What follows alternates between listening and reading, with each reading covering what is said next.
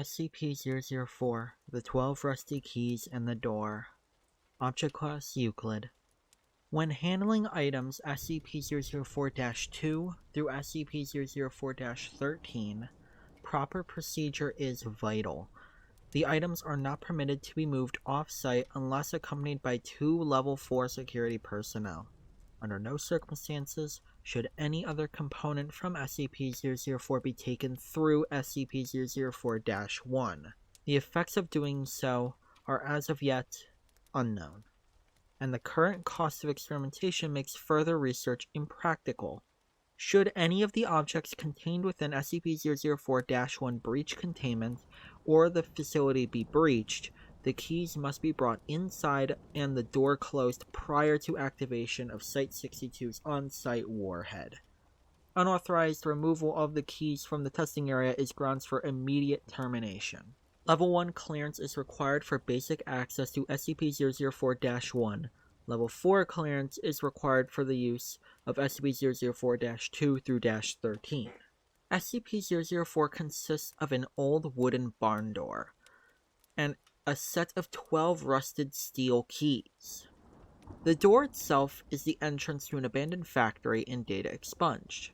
A group of 3 juveniles trespassing on federal property near Redacted find the door. According to their testimony, they found a set of rusted keys in an iron lockbox and determined what door the keys unlocked. The juveniles are taken into custody after they contact Sheriff Redacted when one of their friends goes missing. Local authorities find the severed right hand of SCP-004-CAS-01, 8 kilometers from SCP-004-1.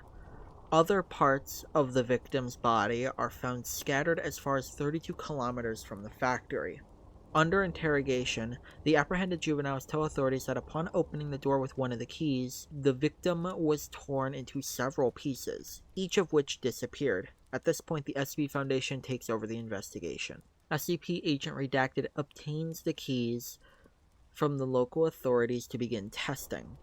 Tests show that SCP-004-2 through -13 all fit into a single lock on the large barred door. 12 D-Class personnel are assigned to test the effects of the door. Of the 12 test subjects, each trying a different key to enter the room, only 2 survive. Opening the door with any key except SCP-004-7 or -12 causes the test subjects to be torn apart in multiple directions. However, no dismembered body parts were found until later. At the time of writing, only 2 parts of each subject have been recovered, with the exception of the subject using 004-Redacted, whose pieces were scattered in close proximity. The others have, for all intents and purposes, vanished from existence. Of the 2 surviving subjects, only one, which had used SCP-004-7, returned unharmed. The other came back in a near catatonic state, able only to remove himself from the room, and then collapsed on the floor and had to be restrained to prevent him from gouging out his eyes. The subject using SCP-004-7 said that he entered a large room, impossibly big for the size of the attached building. After his exit, SCP-004-1 was propped open and an armed squad of Level 3 personnel entered.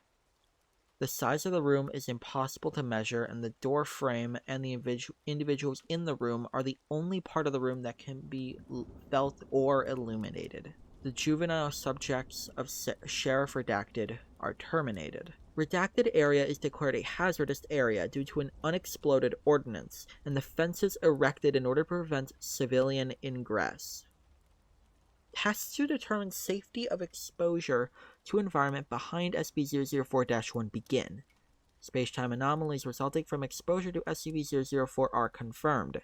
Testing is suspended until further notice. The unaccounted for remains of the victim appear unexpectedly outside SCP-004-1. Despite being killed decades before, the remains of the victim are not decomposed in any manner and are still warm to the touch.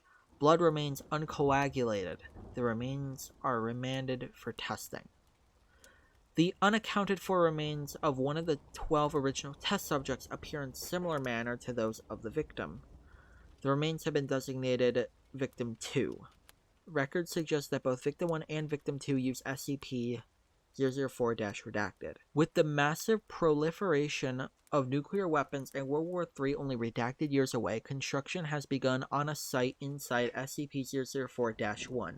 The site is to stock supplies for redacted person days. Redacted Area has ordered the site inside SCP-004-1 to be expanded to include emergency storage for all mobile SCP redacted specimens, and a redacted petabyte database for the storage of all SCP data. The facility is now referred to as Site 62. Site 62 is operational. Labs and containment units are complete and can contain the most dangerous specimens. Backup of the SCP database has begun. Due to time anomalies, all personnel working at Site 62 are now required to reside on site permanently. Families of personnel are being informed that loved ones perish in an industrial accident. Cloned bodies have been prepared for the funeral. Massive power outage across Northeast United States and through Canada due to the initial failure of multiple SCP generators. Site 62 was without power for 53 minutes. During those 53 minutes, those on site were completely without any source of light. They reported sensing creatures and people, although no abnormal entities could be seen or felt.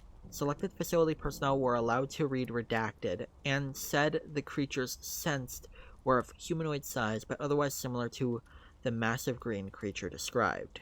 SCP-004 seems to propagate spatiotemporal anomalies. Personnel leaving the facility report losing time. Those who have been in the site for weeks insist they have only been in the facility for several days, and records of work completed and supplies consumed support their claims.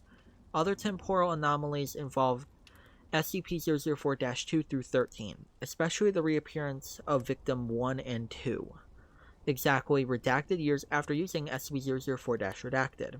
Redacted Area has been assigned to investigate all aspects of these time anomalies. Spatial anomalies include the impossibly large dimensions of the area opened by SCP-004-7. Similarly, the 2003 blackout incidents suggest there exists an alternate plane of existence within the same space that Site-62 occupies. Testing on SCP-004 reveals that 10 of the keys open SCP-004-1 on a dimension where the laws of physics and topology are significantly different than those of our home dimension.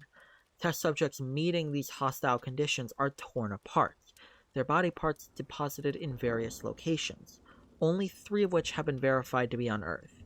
Material deposited at 2 of these points appears immediately.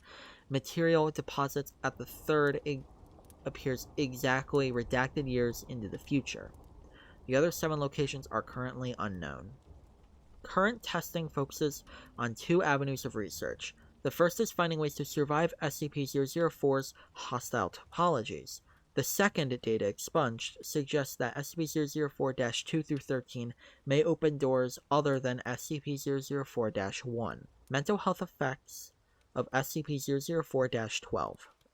All D-Class personnel using SCP-004-12 return in a catatonic state, unable to speak. Some may have enough energy left to try and claw out their eyes. Of the 16 subjects, only 4 have survived. Only 1 has regained speech.